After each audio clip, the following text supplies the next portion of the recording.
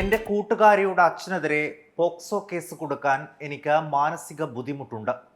POCSO കേസിൽ പ്രതിയായ അച്ഛൻ്റെ മകൾ എന്ന പേരിൽ അവൾക്കുണ്ടാകുന്ന ബുദ്ധിമുട്ട് എനിക്ക് സഹിക്കാൻ കഴിയില്ല. ചാലിയാറിൽ മരിച്ച നിലയിൽ കണ്ടെത്തിയ മലപ്പുറം എടവണ്ണപ്പാറയിലെ +1 വിദ്യാർത്ഥിനിയുടെ മരിക്കുന്നതിന് മുൻപുള്ള വാക്കുകളാണിത്. കരാട്ടെ അധ്യാപകനിൽ നിന്നേറ്റ ലൈംഗിക പീഡനം സഹിക്കാൻ കഴിയാത്തതാണെന്ന് പെൺകുട്ടി പലരോടും പറഞ്ഞിരുന്നു.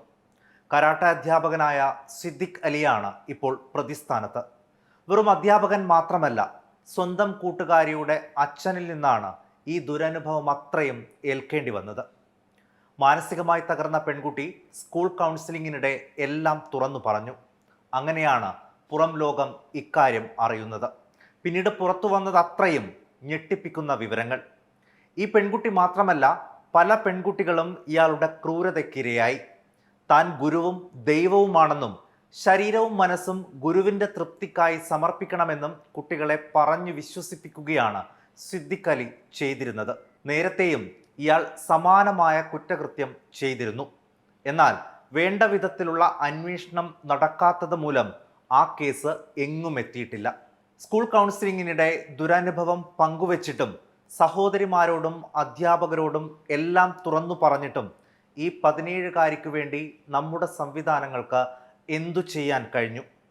ഇത്തരം ദുരനുഭവങ്ങൾ ഉണ്ടാകുമ്പോൾ അതിനെ അതിജീവിക്കാനുള്ള കരുത്ത് നമ്മുടെ സമൂഹത്തിൽ നിന്നും സ്വന്തം വീട്ടിൽ നിന്നും എത്രമാത്രം നമ്മുടെ കുട്ടികൾക്ക് ലഭിക്കുന്നുണ്ട്?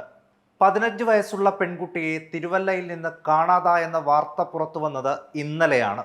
ഇന്ന് പുലർച്ചെ പോലീസ് സ്റ്റേഷനിൽ കുട്ടി തിരികെ എത്തി. കൂടെ പോയ 2 യുവാക്കളെ പോലീസ് കസ്റ്റഡിയിലെടുക്കുകയും ചെയ്തു. ഇങ്ങനെ എത്ര സംഭവങ്ങൾ! കുട്ടികളുടെ സുരക്ഷ സംബന്ധിച്ച് നിരവധി ചോദ്യങ്ങളാണ് ഇവയോരോന്നും ഉയർത്തുന്നത്. കഴിഞ്ഞ 5 വർഷത്തിനിടെ ഏകദേശം 22,344 കേസുകൾ കുട്ടികളുടെ അതിക്രമവുമായി ബന്ധപ്പെട്ട് നമ്മുടെ സംസ്ഥാനത്ത് രജിസ്റ്റർ ചെയ്തിട്ടുണ്ട്. കുട്ടികൾക്കുണ്ടാകുന്ന ലൈംഗികാതിക്രമ കേസുകളാകട്ടെ ഓരോ വർഷവും കൂടുകയും ചെയ്യുന്നു. 2016-ൽ 957 കേസുകളാണ് ഉണ്ടായിരുന്നതെങ്കിൽ 2023-ൽ അത് 1694 ഇത് രേഖാമൂലം നൽകിയ പരാതികൾ മാത്രം. ഭീഷണികൾ മൂലവും പലതരത്തിലുള്ള സമ്മർദ്ദങ്ങൾ മൂലവും മൂടിവെക്കപ്പെട്ടവ ഇതിന് ഇരട്ടിയിലധികം വരും.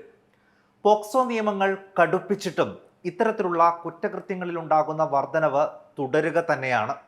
പോക്സോ നിയമത്തിലെ 19-ാം സെക്ഷൻ അനുസരിച്ച് കുട്ടികൾക്കെതിരെയുള്ള ലൈംഗിക അതിക്രമങ്ങൾ എത്രയും വേഗം അറിയിക്കേണ്ടതുണ്ട്.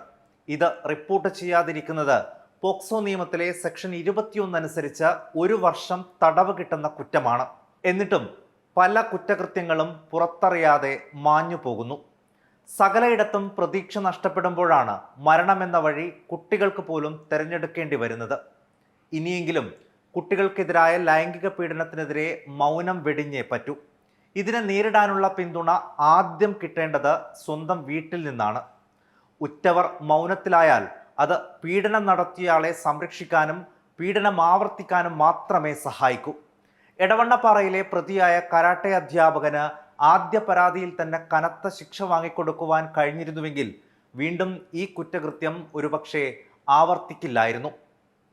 പീഡനം നടന്ന കാര്യം ധൈര്യമായി മാതാപിതാക്കളോട് പറയാനുള്ള ആത്മവിശ്വാസം കുട്ടികളിൽ ഉണ്ടാക്കിയെടുക്കുകയും പ്രധാനമാണ്.